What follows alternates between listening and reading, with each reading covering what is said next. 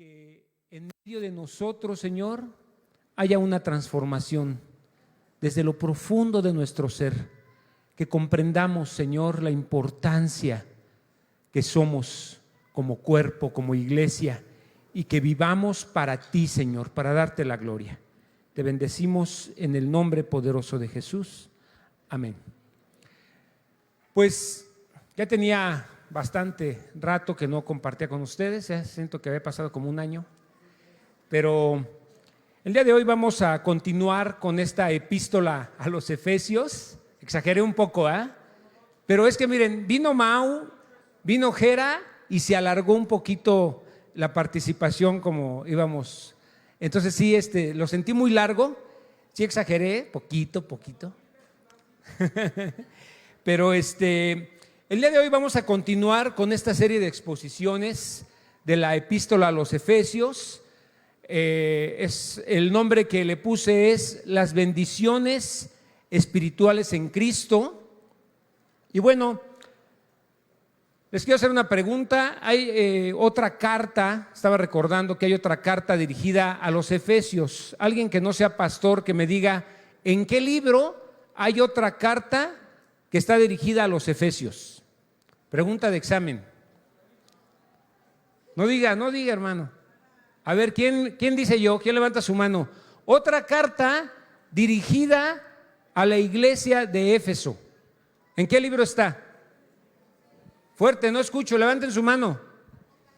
En Apocalipsis, ¿sí? En los mensajes a las iglesias, ¿quién escribe esta carta?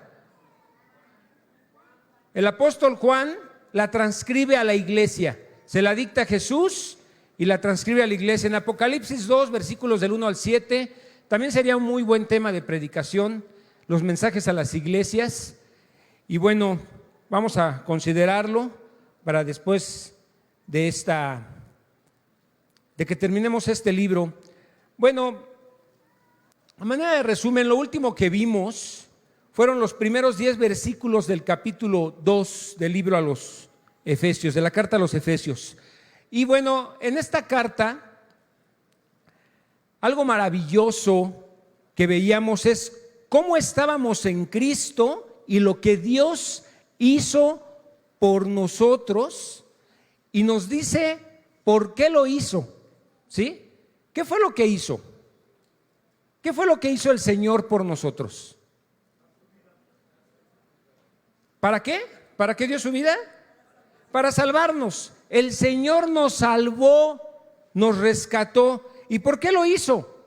Bueno, lo hizo por amor, lo hizo por gracia y lo hizo por medio de la fe. Lo hizo también por su misericordia, porque Él es un Dios misericordioso, y lo hizo por medio de la fe. Y bueno, en esta primera porción que nosotros veíamos en el capítulo 2, se habla de la gracia de Dios, ¿sí? Y también nos hablaba de cómo estábamos en Cristo, cuál era nuestra condición cuando en otro tiempo no teníamos a Cristo. ¿Quién lo recuerda? Éramos constituidos enemigos de Dios, ¿sí? Estábamos muertos en nuestros delitos y pecados. Estábamos vivos, pero realmente no había vida. Estábamos muertos por cuanto no estaba Cristo con nosotros. Y éramos arrastrados por la corriente de este mundo, ¿sí? Éramos llevados como veletas, a donde soplaba el viento, para allá nos arrastraba, porque no teníamos a Cristo que nos afirmaba. También decía que conforme al príncipe de la potestad del aire, era Satanás el que tenía la mayor influencia sobre nosotros, y éramos por naturaleza hijos de ira. ¿Qué condición tan deplorable era la que teníamos antes de Cristo? Éramos hijos de ira, pero eso éramos, por favor dilo fuerte conmigo, éramos en otro tiempo, ¿sí? Repítelo, en otro tiempo sin Cristo. Eso éramos sin Cristo, hijos de ira. Y bueno, el día de hoy vamos a ver espero terminar el resto del capítulo. Efesios 2, versículos del 11 al 22. Vamos a empezar con los primeros 3. Los invito a que abren sus Biblias. Vamos a Efesios 2, versículo 11. Dice: por tanto, acordaos de que en otro tiempo vosotros, los gentiles, en cuanto a la carne, erais llamados incircuncisión por la llamada circuncisión hecha con mano en la carne. En aquel tiempo estaban sin Cristo, alejados de la ciudadanía de Israel y ajenos a los pactos de la promesa, sin esperanza y sin Dios en el mundo.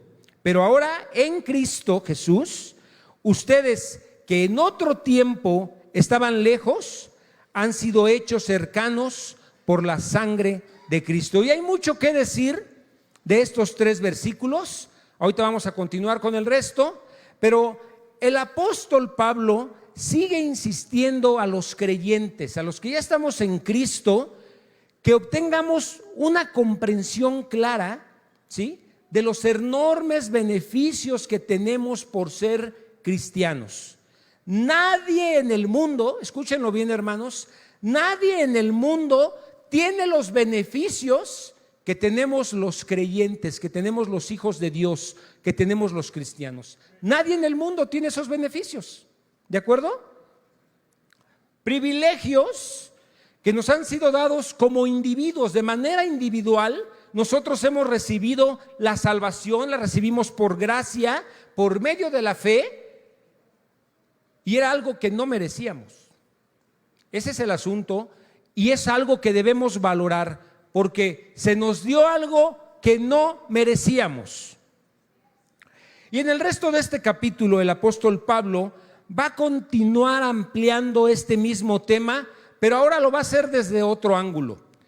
Ahora va a contemplar a los cristianos, pero ya no como individuos, sino como una comunidad, como una iglesia, como un pueblo, ¿de acuerdo? Como creyentes. Los privilegios que Pablo menciona a partir del versículo 11 son privilegios colectivos, privilegios que compartimos todos. Privilegios que recibimos como el pueblo de Dios adquirido. Esa nación santa, el Señor la adquirió, Él nos compró, Él pagó el precio, ¿sí? Y ahora somos su iglesia, somos su cuerpo, ¿de acuerdo? Entonces, aunque fuimos salvados de manera individual, no fuimos salvados para ser individualistas. Eso nos tiene que quedar muy claro, sino para formar parte de una comunidad, para formar parte de un cuerpo, para ser una iglesia. Para eso el Señor es que nos salvó. Y si en lo individual nosotros reconocemos la gran bendición que tenemos de ser llamados hijos de Dios, de haber sido salvados, de la misma manera debemos reconocer la gran bendición que tenemos por ser parte del cuerpo de Cristo, por formar parte de la iglesia de nuestro Señor Jesucristo. Entonces, la iglesia, hermanos, no es algo de poca importancia. De repente, cuando vienen los problemas, cuando vienen las situaciones complicadas, los desacuerdos, el desánimo, lo primerito, tontamente, que nos pasa en la mente es decir: pues me voy de la iglesia. ¿Sí o no? Es lo primero que uno piensa. Cuando las cosas no salen como yo quiero, cuando no me gusta cómo se llevan a cabo las cosas, cuando algo me incomoda, cuando las cosas me están provocando a mí un problema, en lo primerito que pensamos es: pues me voy. Pero ese es un pensamiento, como lo dije, muy tonto. Es una aberración, porque la Biblia nos enseña que somos un pueblo de Dios, ¿sí? Todo lo que nosotros vemos en la palabra de Dios es que el Señor nos adquirió, el Señor nos compró, el Señor nos hizo uno, y Él quiere que mantengamos esa unidad. Él quiere que estemos juntos y que estemos unánimes. ¿De acuerdo? Entonces, cuando el Señor se expresa de la iglesia, fíjense lo que dice de nosotros. Somos una nación santa. Es decir, una nación que Él apartó para Él. Somos una familia. Yo espero que así veas a la iglesia, como una familia, que te alegre venir y que te dé gusto saludar a los hermanos que cada 8 días ves, ¿sí? Con todos sus errores y con todas las fallas que tienen, que tú te goces de saber que aquí está tu hermano y que también te preocupes por los que no vienen, porque algunos hoy no pudieron venir porque están enfermos, porque están pasando por alguna situación difícil, pero qué importante es que nosotros estemos preocupados y estemos atentos de eso que está pasando en medio de nosotros. También el Señor, cuando se expresa de nosotros, nos dice que somos una novia para Él. Es decir, el Señor quiere vivir con nosotros, quiere hacernos su esposa, quiere ser Él el esposo que viva para siempre con su esposa. Y va a haber una fiesta, una celebración para esa unidad por la eternidad con el Señor. Entonces vean cuánta atención pone el Señor a algo que Él apartó para Él. Somos nosotros, hermanos. Somos nosotros. Es motivo de mucha alegría, de mucho gozo. Y esa posición que tenemos hoy en Cristo es un privilegio, es un regalo, ¿de acuerdo? Y cuando el Señor obra en este mundo, adivinen a través de quién lo hace. Toda bendición que el Señor quiera derramar en la nación o en el mundo entero, lo va a hacer por medio de nosotros, hermanos. El Señor quiere usarnos y estamos aquí con el propósito de ser la luz, de ser la sal del mundo y de ser el instrumento por el cual el Señor se acerque a otros y derrame su bendición para otros que están lejos de Él. Entonces, estar en Cristo es equivalente a estar en la iglesia. ¿Sí, hermanos? Estar en Cristo es amar a la iglesia. ¿Amas a la iglesia? Se oyen bien poquitos amenes. Ojalá y retumbar ahorita el asunto y todos. ¿Amas a la iglesia, hermano? Porque Cristo la ama. Cristo la ama mucho. Y bueno, tú puedes decir, bueno, pero ama a la iglesia universal. Sí, pero miren, en la iglesia local es en donde nosotros vamos a manifestar que amamos a la iglesia. Es en este pedacito del cuerpo en donde nosotros tenemos la responsabilidad de manifestar el amor que le tenemos a la iglesia. Entonces, como cristianos, no puedes descuidar la relación que tienes con la iglesia. No puedes menospreciar el día que nos reunimos para estar juntos como iglesia. No puedes decir, hoy me quedo. ¿Y qué te parece si nos vamos a echar una barbacoa? Y no vamos a la iglesia. Hoy es día de pozole allí no les digo dónde porque no van a venir. Pero eso, tomar una decisión así de simple, hermanos, es algo peligroso. ¿Cómo así nada más vas a decir, hoy no voy? Hoy me llegó mi comadre, híjole, ya me iba a la iglesia, pero me quedo. No es congruente, porque miren, todo lo que el Señor hizo, lo hizo para bendecirnos. Y este día es el día que hizo el Señor para que le demos la gloria y la honra. ¿De acuerdo? Entonces, es una aberración que tú pienses el no venir y que digas, hoy me voy a ir a Chapultepec. Hoy me voy a tomar el día libre, no voy a ir a la congregación y me voy a ir a un museo o me voy a ir a hacer a cualquier cosa. ¿Eso está mal? Por favor, medítenlo. Y yo deseo que quede muy claro eso hoy. No podemos tomar decisiones así de simples, como si no tuviera una trascendencia tan importante todo lo que representa reunirnos como iglesia, hermanos. Es una gran bendición, ¿sí? Y cuando estás pasando por una situación difícil, es muy malo que tú decidas no ir a la iglesia y que decidas castigarnos con tu ausencia solo porque estás pasando por una crisis y por una situación de la que nadie te comprende. No es correcto, es un pecado. Por favor, veámoslo así, que decidas no venir solamente por lo que estás pasando. Es cuando más tienes que venir. Si tienes problemas en tu matrimonio, no decidas no venir a la congregación. Es cuando más necesitas estar en medio del cuerpo, escuchando la palabra de Dios, buscando el consejo, buscando el amor de tus hermanos y pidiendo oración como le están haciendo ahorita mis hermanos, que ven como muy importante el estar en medio de la congregación y pedir que la iglesia ore, imponga las manos para que traiga sanidad y bendición. Así es como nosotros debemos movernos todo el tiempo. Entonces, es un enorme privilegio estar en Cristo, pero es un enorme privilegio ser parte de la iglesia. Es un enorme privilegio, hermano, ¿sí? A pesar de las imperfecciones. Porque miren, había un pastor que decía: no hay iglesia perfecta. Y si la encuentras, ¿recuerdan lo que decía? No entres. ¿Por qué?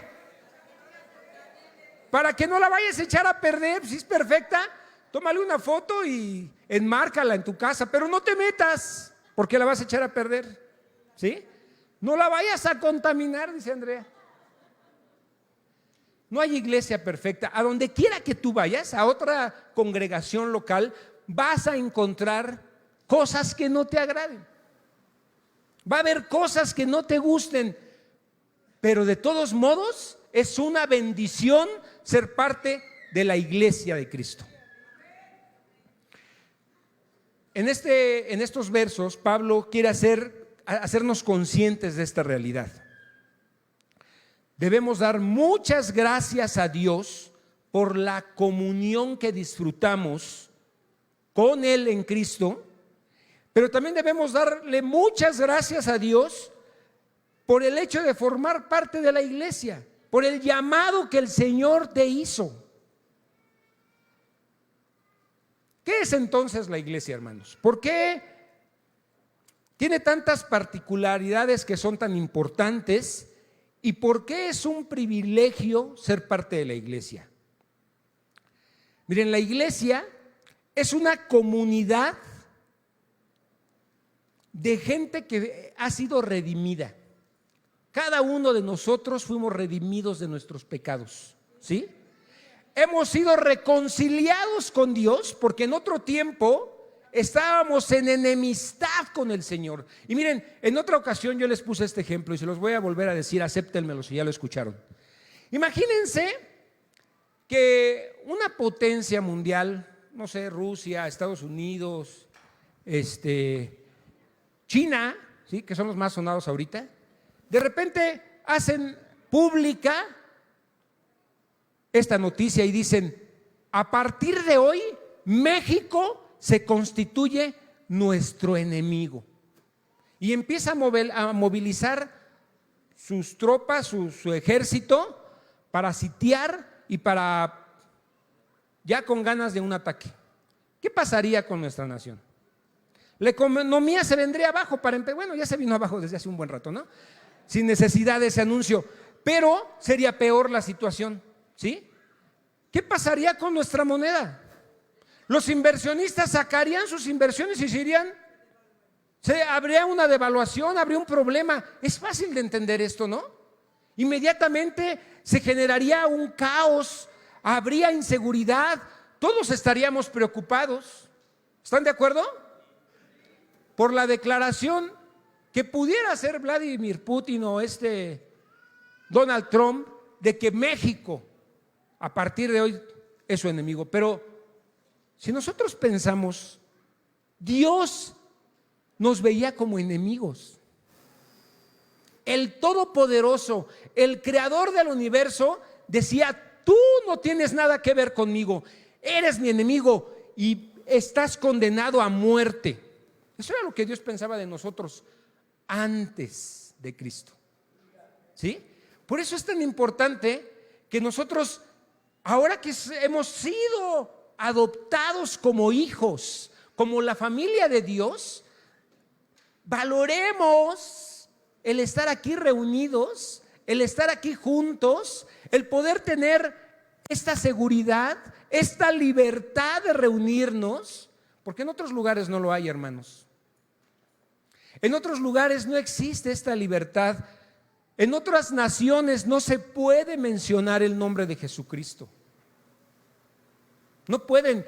Y lo que se va a exponer de la palabra se tiene que presentar ante las autoridades para ver si ellos les permiten decir lo que quieren decir. Y todo lo que tiene que ver con la cruz, con el nombre de Jesucristo, no se puede mencionar desde el púlpito. Imagínense, nosotros tenemos una gran libertad, un gran beneficio. Hemos sido reconciliados con Dios y a su vez hemos sido reconciliados unos con otros. Entre nosotros hemos sido reconciliados. No hay nada que nos pueda dividir. No hay ninguna separación. No hay nada que impida que tú y yo tengamos comunión. No debe haber nada. Porque Cristo ya pagó, porque Cristo ya hizo la obra. Entonces, para poder apreciar el privilegio que tenemos por ser parte de la iglesia, vamos a los versículos 11 y 12. Pablo nos recuerda la condición en la que estábamos antes de venir a Cristo y de venir a ser parte del pueblo de Dios. Dice el versículo 11: por tanto, acuérdense que en otro tiempo ustedes los gentiles, esto se lo dice a los de Éfeso, pero yo se los digo también a ustedes, porque cada uno de nosotros somos gentiles, por cuanto no somos judíos, ¿sí? Entonces dice, en otro tiempo ustedes los gentiles, en cuanto a la carne, eran llamados sin circuncisión. Acuérdense de lo que eran en otro tiempo. Es saludable, hermano, hermana, que recuerdes lo que eras en otro tiempo. No te hace mal que recuerdes lo que eras antes de Cristo, ¿sí? No nos hace mal. Nuestros casos eran de verdad casos que daban vergüenza. Estoy pensando en mí. Estaba pa'l perro. Pa'l perro. ¿Qué le das al perro? Pues ahí lo que sobra, ¿no? Así estaba mi condición. Era paupérrima. Era una situación que daba vergüenza. Era algo desesperado, decepcionante. Cada uno de nosotros estaba en la misma situación. No me digan que no. ¿Y saben qué era lo peor? Que estábamos muy lejos, muy lejos de poder alcanzar las promesas del Señor, porque ni siquiera teníamos la bendición de poder oír de parte de Dios lo que Él quería hacer por nosotros, solo por ser parte de los gentiles. ¿Sí? Porque el pueblo de Israel, aunque tenía las mismas características que nosotros, como personas, como individuos, pero por lo menos el Señor ya los había seleccionado, los había apartado y les había dado promesas, había puesto profetas en medio de ellos para que les anunciaran las nuevas que iban a tener con Cristo Jesús. Pero el que era el que no era judío, el que era gentil, simplemente no podía escuchar eso, no tenía esa bendición, y ahorita lo vamos a ver más a fondo. Por pertenecer al mundo gentil, es decir, por no ser judío, nuestra condición aún era peor. Y la iglesia de Éfeso estaba formada precisamente por puras personas que no eran judías, todos eran gentiles. Ustedes estaban muertos en sus delitos y pecados, les dice Pablo, pero por ser gentiles su condición era peor. Y no deben olvidarlo, eran gentiles. Y no es que el pueblo judío fuera especial, ¿Qué era lo que tenía de especial el pueblo judío? Su Dios. Eso era lo especial del pueblo judío, ¿sí? Y es lo especial de nosotros los cristianos. Es nuestro Dios el que es especial, ¿sí? Y entonces, esos que eran gentiles y nosotros que también lo éramos, Pablo menciona algo a esta gente. Por ser gentiles, dice en el versículo 11, eran llamados sin circuncisión por la llamada circuncisión hecha con mano en la carne. Ahora, para poder entender esta expresión, para poder entender adecuadamente estas palabras y toda esta sección que viene, es necesario que nosotros entendamos cómo estaba el mundo, cuál era la condición del mundo cuando se escribió, cuando empezó a escribirse el Nuevo Testamento. La sociedad de ese tiempo estaba profundamente dividida. Los hombres se habían encargado de construir grandes barreras que separaban a los unos de los otros. En eso el hombre es especialista. Lo que los hombres hacían en ese entonces, hoy mismo, en esta época, lo siguen haciendo. Siguen poniendo divisiones, siguen poniendo muros de separación entre Dios y nosotros. Y la iglesia de Cristo, en sus primeros años, tuvo que lidiar con estas diferencias que se estaban presentando. Una de las barreras muy marcadas que había en ese tiempo era la esclavitud. Había hombres libres y había hombres esclavos, ¿sí? Y los que eran libres veían con menosprecio a los que eran esclavos. Y los que eran esclavos veían a sus amos pues también con amargura, con resentimiento por la manera tan deplorable como en la mayoría de los casos eran tratados. Otra barrera de ese tiempo era la de los sexos. Las mujeres eran vistas como personas de cuarta o quinta generación. Muchos esposos trataban a sus esposas un poquito mejor de lo que trataban a sus esclavos. En otro tiempo, hermanos, en otro tiempo era así, ¿sí? Solo un poquito mejor de lo que trataban a los esclavos, trataban a las mujeres. Y un esposo podía prestarle su esposa a un amigo si él quería, y la mujer no podía decir nada. No tenían voz ni voto, no tenían valor en la sociedad.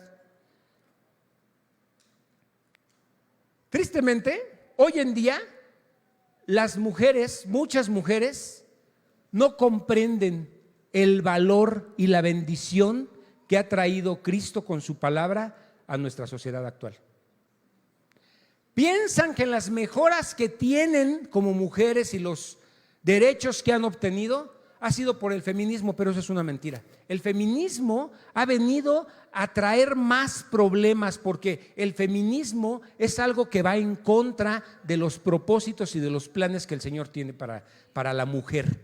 Pero la forma en que Cristo trató a la mujer, esa es la manera en la que hoy en día el Evangelio ha traído bendición a la sociedad y le ha dado un trato mejor a la mujer. Y solamente recuerden, miren, cuando Jesús estaba hablando, por ejemplo, con la mujer samaritana, eso no era común, que un judío se pusiera a platicar con una mujer que no fuera judía. Los apóstoles se ponían nerviosos cuando vieron eso, estaban así como sacados de onda de lo que estaban viendo, el Mesías, el Señor, el que estaba haciendo tantos milagros, platicando de tú por tú con la samaritana. Pues el Señor se sentaba con prostitutas a la mesa para comer. Y eso era motivo de escándalo y lo señalaban, porque en ese entonces la sociedad veía como muy malo eso, ¿sí? Y también tenemos el ejemplo de cómo Jesús trató a la mujer que la encontraron en pleno adulterio. Se la vinieron a presentar y el Señor la trató con dignidad. Tuvo mucha gracia para con ella. Y vemos a muchas mujeres que estaban con él en sus reuniones, en sus enseñanzas. Eso era algo que no existía con los judíos. Las mujeres no podían entrar a las sinagogas, por ejemplo. Pero Jesús, cuando enseñaba, lo permitía que estuviera ahí María Magdalena, que estuviera María, la hermana de Lázaro, que estuviera su mamá. Permitía que hubiera muchas mujeres ahí. De hecho, cuando el Señor resucita, ¿a quién se le presenta primero? A las mujeres, ¿sí? Primero que a los apóstoles, a las mujeres. ¿Y eso saben por qué? Porque el Señor las tomaba en cuenta de una manera muy especial. Gracias, Señor. Gracias, porque esas bendiciones solamente por Cristo y por su evangelio es que hoy en día las tiene la mujer. Pero también existía en aquel entonces una profunda división étnica. Por un lado estaban los griegos, y miren cuántas facetas tiene el orgullo. Los griegos se enorgullecían de su cultura, de su conocimiento, de su desarrollo intelectual. Fueron una potencia mundial en cuanto a lo intelectual. Ellos fueron influencia en el mundo de los idiomas. Nuestro idioma está muy influenciado por esa potencia, por los griegos, ¿sí? Y consideraban a todos los demás como bárbaros. Para los griegos solo había dos clases sociales: o eras griego o eras un bárbaro. Y un bárbaro era nada. Por otro lado estaban los romanos. Y los romanos estaban muy orgullosos de haber construido un imperio, un gobierno que gobernó al mundo por mucho tiempo. Y finalmente estaban los judíos, que por una mala comprensión de los privilegios que tenían como pueblo de Dios, como pueblo del pacto, habían desarrollado un orgullo religioso que llevó a muchos de ellos a aborrecer a los gentiles. Y es por eso que Pablo aquí les quiere hablar a ellos, específicamente por esta división tan profunda que veía, ¿sí? Los judíos llevaban en su cuerpo la marca de pertenecer al pueblo del pacto. ¿Cuál era esa marca? Era la circuncisión, ¿sí? Y entonces para los judíos, los gentiles eran poca cosa, eran considerados como perros, los gentiles. Y miren, los perros de ese tiempo no se trataban como los perros de hoy. Hoy en día los perros tienen muchos privilegios, ¿sí? Hay familias que no tienen hijos, pero tienen un perro y lo tratan, ay, qué chulada, mejor que muchos padres tratan a sus hijos. Hoy en día, si tú te metes con un perro, te puedes meter en problemas legales muy fuertes, ¿sí? En ese entonces no pasaba eso. Podías patear un perro y no pasaba nada. Pues así veían los judíos a los gentiles, como perros, como algo con lo que no querían estar, no les interesaba. Era tan fuerte eso que si una mujer estaba en trabajo de parto, un judío no la atendía.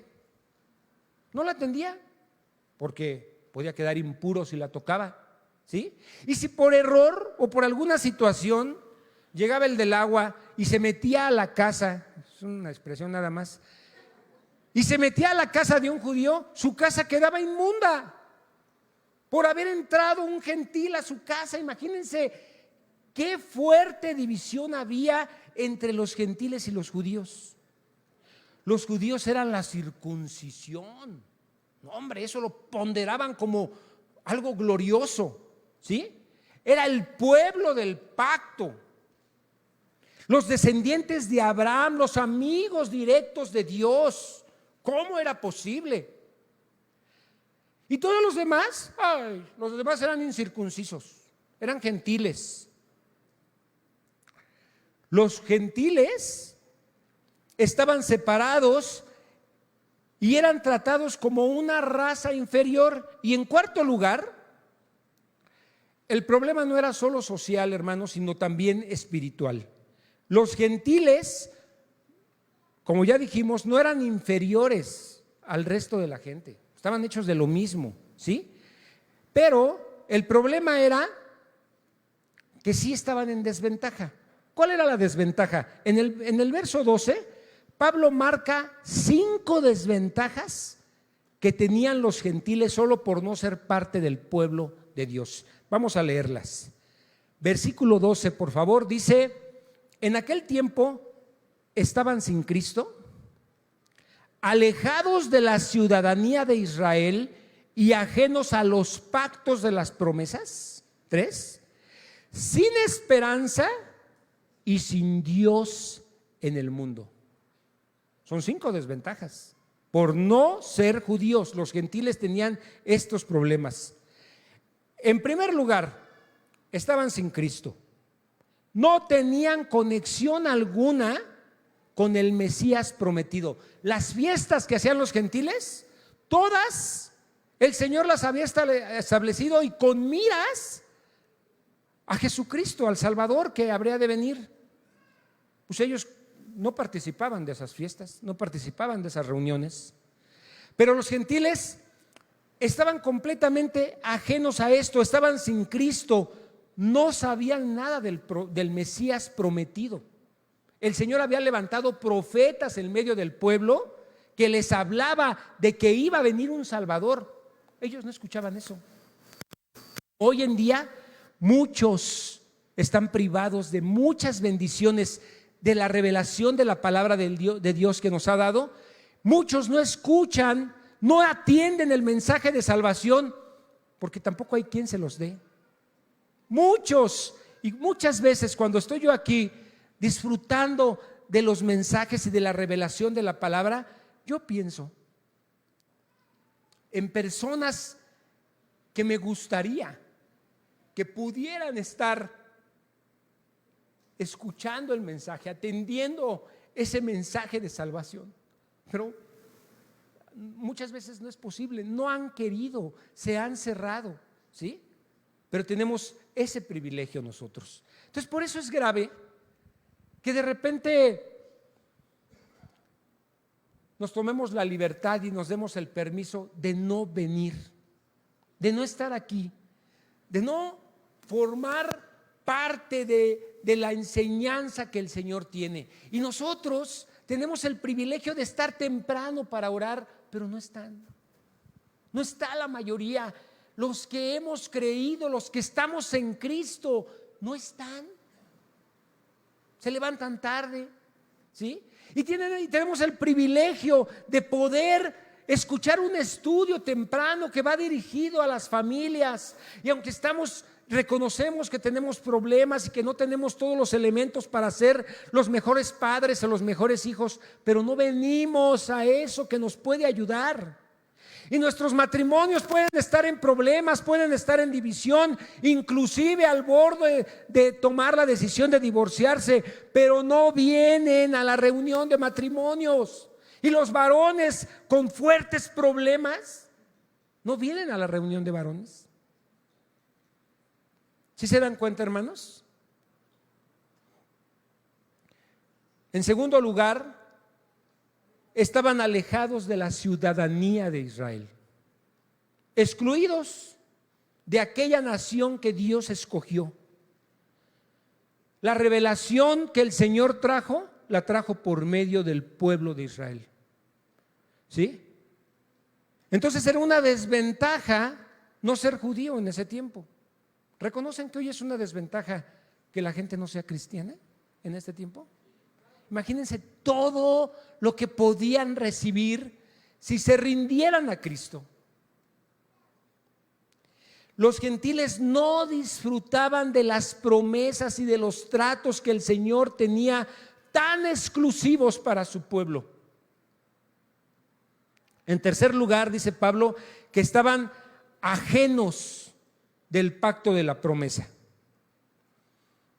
Todas las promesas que inclusive Dios juró, Él juró, Dios hizo un juramento y dijo, esto va a ser así por la eternidad. Los gentiles no lo tenían. En cuarto lugar, pues estaban sin esperanza.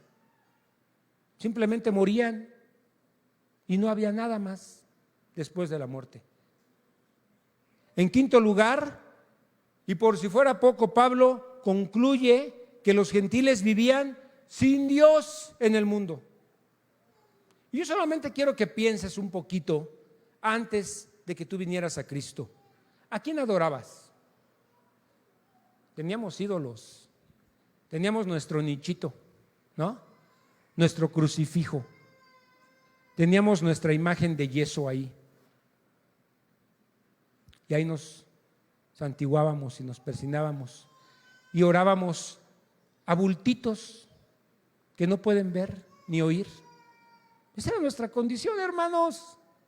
Así estuvimos muchos, dándonos golpes de pecho enfrente de algo que no sentía, ni veía, ni podía hacer nada por nosotros. Perdimos años de nuestra vida sirviendo en algo que no tenía sentido, no servía para nada.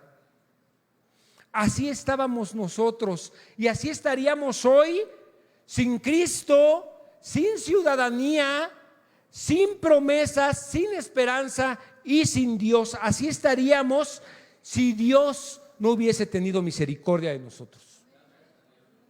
Gloria a Dios. Pero este panorama tenebroso, porque da miedo, que vemos aquí en los versículos 11 y 12, cambia repentinamente cuando llegamos al versículo 13. Todo lo que Pablo, por favor, proyecten el versículo 13, pero todo lo que Pablo ha descrito es con el único propósito que nos sirva de comparación, que podamos ver el antes y el después, ¿sí? Para que tengamos una clara conciencia de los privilegios que hoy tenemos por haber sido rescatados de la muerte. Qué terrible sería vivir sin Cristo, hermano. Qué terrible condición tendríamos si no tuviéramos a Cristo en nuestras vidas. Pero esa no es nuestra condición. Gloria a Dios. Esa ya no es nuestra condición. Ya no estamos así. El que es cristiano ya no está así. Pero mira, yo quiero decirte algo. Y si hay alguien dormido, échenme la mano, despiértenlo. Díganle, por favor, que esto es importante. Vamos a considerar esto, por favor, todos hagámonos esta pregunta. Ya están despiertos aquí, gracias. Nada, es cierto. Ok, fíjense bien. ¿Qué pasa si no vemos una diferencia del antes de Cristo y el ahora en Cristo? ¿Qué pasa? ¿Qué sucedió? ¿Qué ocurrió? Porque miren, muchos que están hoy aquí en la iglesia escuchando la palabra de Dios, que están en Cristo, que se supone que han sido redimidos, que han sido rescatados de la muerte, están viviendo hoy aquí en la iglesia, con sus familias, en sus hogares, en sus trabajos, lo que otros, cuando estábamos sin Cristo, estábamos viviendo. ¿Cómo qué, pastor? Vicios, problemas sexuales, esclavizados a la pornografía. Eso era lo que en otro tiempo muchos estuvimos sufriendo y padeciendo. Pero hoy en Cristo, muchos están viviendo eso, ¿sí? Están en una abierta rebeldía, haciendo lo que quieren, pero están en Cristo. Eso es lo grave. Allí está un problema muy grave y nosotros necesitamos atender ese problema. No podemos estar así porque ahora nuestra condición es otra. El Señor ya nos dio todo para estar viviendo de una manera distinta, para caminar de manera diferente, ¿sí? Muchos están sumergidos en vicios y con malas influencias, pero vienen aquí, están aquí, forman parte de los que sirven. Qué peligroso, qué peligroso. Imagínense, los pastores mismos necesitamos revisar esto. atenderlo, cuidarlo, preocuparnos. Nosotros debemos ser los primeros que estemos vigilando cómo somos, cómo estamos. Y cuando de repente el Señor nos muestra lo mal que pudiéramos estar, de veras es motivo para preocuparnos y para doblar nuestras rodillas y decirle: Señor, ¿qué estoy haciendo? ¿Qué estoy haciendo? Necesitamos cuestionar si realmente hubo una conversión genuina. Porque miren lo que dice el versículo 13: pero ahora en Cristo Jesús. Pero ahora en Cristo Jesús quiere decir, ahora todo debe de ser distinto. Algo extraordinario ocurre por medio de la obra de Jesucristo en nuestras vidas. Pero ahora en Cristo Jesús, ustedes que en otro tiempo estaban lejos, han sido hechos cercanos por la sangre de Cristo. Hemos sido reconciliados con Dios. Hemos sido reconciliados entre sí. Entre nosotros no debe de haber pleito, contienda, división, amargura, resentimiento. Nada de eso debe dividirnos ni separarnos. Nosotros que estábamos lejos por ser gentiles, ahora hemos sido hechos cercanos por ser de Cristo. Sin importar nuestra nacionalidad, sin importar si te hiciste judío o no. Muchos andan buscando eso. ¿No tienes que hacerte judío para acercarte a Dios? ¿Qué es entonces lo que realmente separa al hombre de Dios? ¿Qué es lo que hace que haya esas barreras y esas divisiones tan grandes? Es la rebeldía, es la inconformidad, es el orgullo, es el pecado. En realidad es el pecado el que separa al hombre de Cristo, ¿sí? Pero ¿qué creen? Cristo venció el pecado. Cristo ha vencido el pecado, ha pagado nuestra deuda, de modo que ahora somos aceptos ante el Padre. Ya no nos ve como enemigos, nos ve limpios, nos ve sin mancha. Podemos tener comunión unos con otros por la obra de Jesús. Versículo 14: porque Él es nuestra paz, de que de ambos pueblos hizo uno, derribando la pared intermedia de separación. La barrera que separaba al judío del gentil, la derribó Cristo. Ha sido derribada por nuestro Señor Jesucristo en la cruz. Versículo 15: aboliendo en su carne las enemistades. No debe haber enemistades. La ley de los mandamientos expresados en ordenanzas para crear en sí mismo de los dos un solo y nuevo hombre, haciendo la paz. 16: y mediante la cruz reconciliar con Dios a ambos en un solo cuerpo, matando en ella las enemistades. Cristo, hermanos, Cristo es nuestra paz. Él nos reconcilió con el Padre y nos reconcilió con los hombres, y es Cristo el que quitó las barreras que impiden que nosotros nos acerquemos al Señor. Solo Cristo podía hacer esta reconciliación, y solo Cristo puede hacer que tu matrimonio se reconcilie. Solo Cristo puede hacer que los padres y los hijos estén en paz, vivan y se acepten con amor. Solo Cristo puede hacer esa obra. Solo Cristo puede unir una nación con otra nación. Y lo vemos. Unió a los gentiles con los judíos, porque esa promesa que era exclusiva para los judíos, el Señor la extendió y derramó su gracia, y ahora la puede alcanzar el que quiera creer que Jesucristo es el Señor. Él lo hizo posible en la cruz del Calvario. Él mató las enemistades. No puede haber enemistades entre nosotros, porque sería ir en contra de lo que el Señor hizo.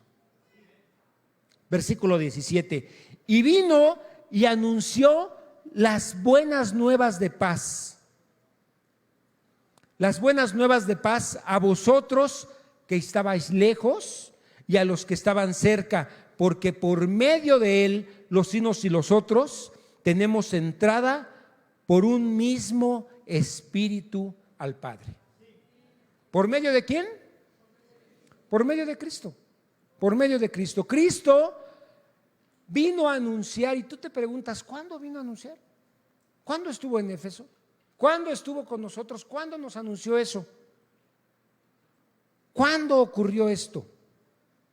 Vamos a Romanos, rápidamente, Romanos 10, 14 y 15.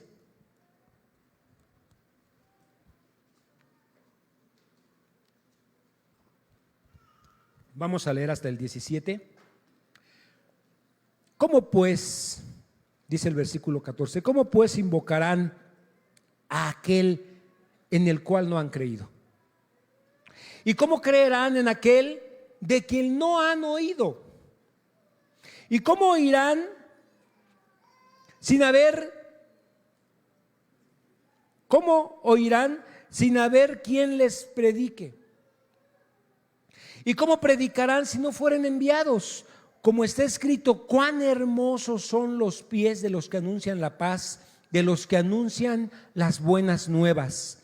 Mas no todos los que obedecieron al evangelio, pues Isaías dice, Señor, ¿quién ha creído a este anuncio? A nuestro anuncio. Así que la fe es por el oír, y el oír la palabra de Dios. Las buenas nuevas de la palabra de Dios es la voz de Cristo, es oyendo la predicación de la palabra de Dios. Y nosotros tenemos una gran responsabilidad, hermanos, los que enseñamos, los que nos paramos aquí para compartir la palabra, tenemos una gran responsabilidad, porque nosotros tenemos que cuidar lo que estamos hablándoles, cómo se los estamos diciendo, cómo lo estamos viviendo, cómo estamos siendo ejemplo de esa palabra que les estamos anunciando desde aquí. Por eso deseamos que no haya distracciones, por eso cerramos esa puerta, para que no te salgas por unas papas y te pierdas de la bendición de la palabra de Dios, de las buenas nuevas de salvación. Les pusimos bocinas en los baños, ¿sí? ¿Para qué? Para que no se pierda el hilo. Entendemos la necesidad de ir al baño, ¿sí? O sea, tampoco queremos amarrarlos aquí, pero que cuando vayas al baño, en el trayecto sigas escuchando y estés meditando y no te pierdas de la bendición de la palabra de Dios. ¿Sí, hermanos? Queremos evitar distracciones, pero tú también tienes una responsabilidad. O sea, nosotros hacemos eso, pero ¿qué estás haciendo tú para no faltar? ¿Qué estás haciendo tú para no llegar a la mitad del sermón?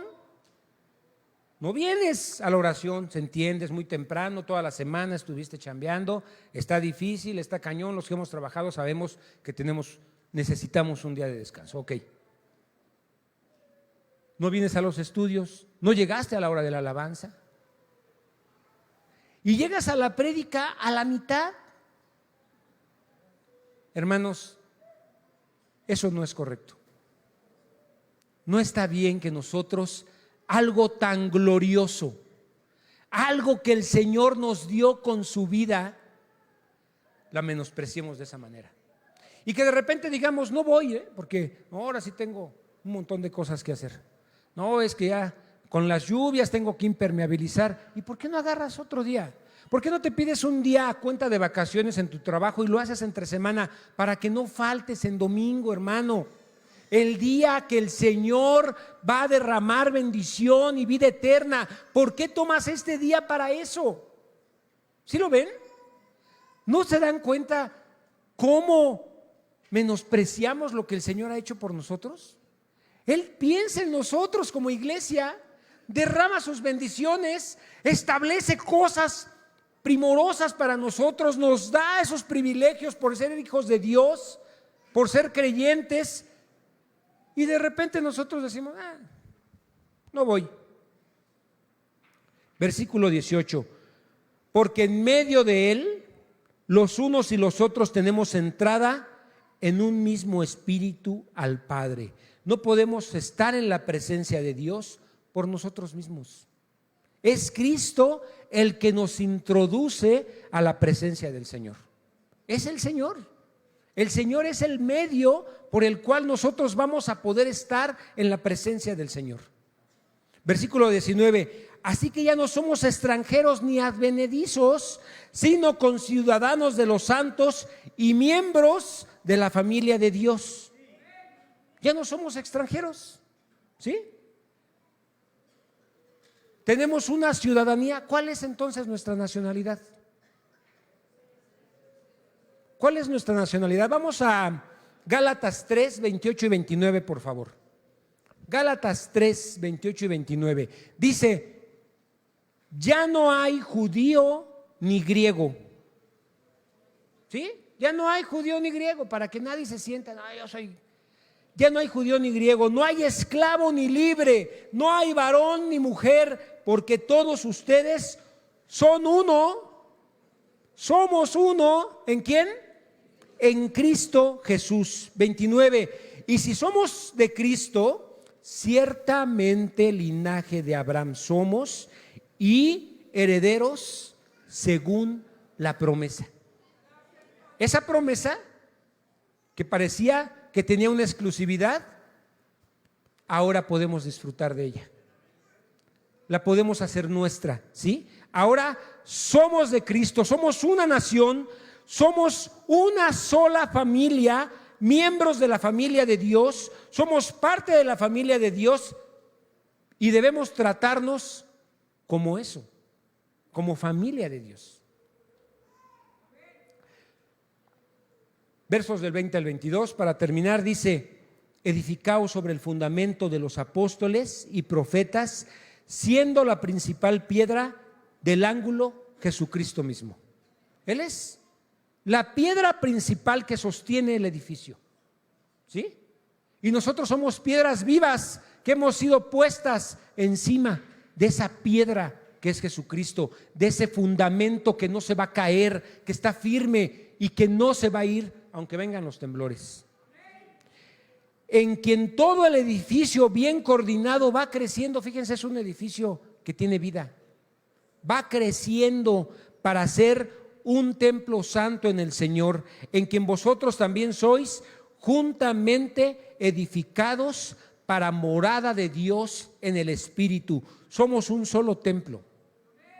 Esta iglesia el Señor la apartó, el Señor la compró para que habitara en medio de nosotros. Cuando tú estás aquí, hermano, cuando nos reunimos, el Señor se hace presente. El Señor está aquí en medio de nosotros. Aunque no lo veas, aquí está porque Él lo prometió. Aquí mora el Espíritu de Dios. En nosotros mora el Espíritu de Dios. Entonces, ¿ven la importancia de la iglesia? ¿Ven el valor que le da el Señor?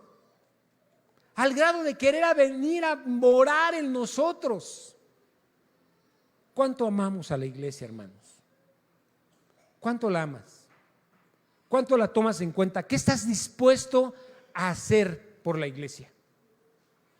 ¿Cómo estás comprometido con tu iglesia? Pregúntate. ¿Estás comprometido? ¿Estás sirviendo? ¿Tomas en cuenta el tiempo que tenemos para exponer la palabra, para explicarla, para lo que se prepara para que podamos vivir mejor? ¿Lo tomas en cuenta? ¿Qué tan comprometido estás con tu iglesia? Allí se va a notar si realmente la amas. Es fácil decir, yo amo a la iglesia de Cristo, somos la novia de Cristo. Se va a notar en cómo ames a tu hermano que está sentado al lado de ti. En eso se va a notar, en cómo entre nosotros nos ayudemos y nos tratemos.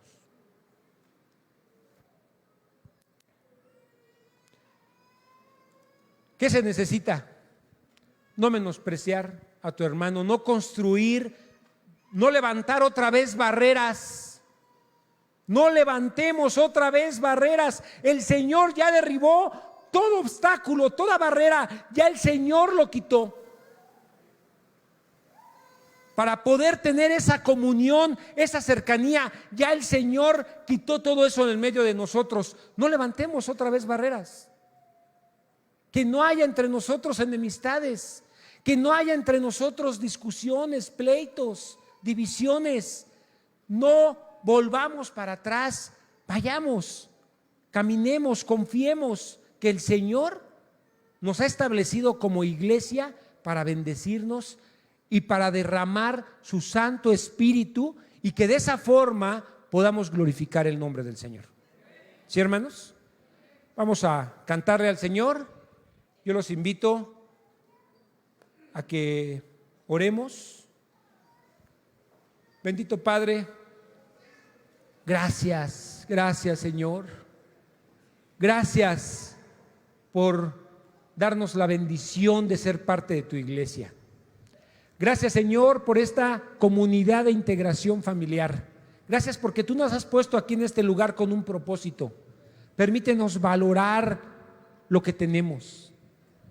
Concédenos, Señor, que a través de lo que tenemos aquí nos podamos consagrar a ti, te podamos dar la gloria, que podamos reconocer a nuestras autoridades, Señor, que respetemos a las autoridades que tú has establecido en este lugar y que nos respetemos mutuamente, que haya entre nosotros paz, esa paz que Cristo trajo reine en medio de nosotros y nos lleve a más, a crecer, a edificarnos. Eres tú, Señor, el que edifica la casa. En vano el trabajo que podamos hacer. Eres tú el que hace la obra. Eres tú, Señor. Y estas remodelaciones que estamos haciendo no es para la iglesia, es para el local. Pero te pedimos que remodeles nuestros cuerpos, nuestras vidas, nuestro espíritu, para ser instrumentos para tu gloria, en el nombre de Jesús.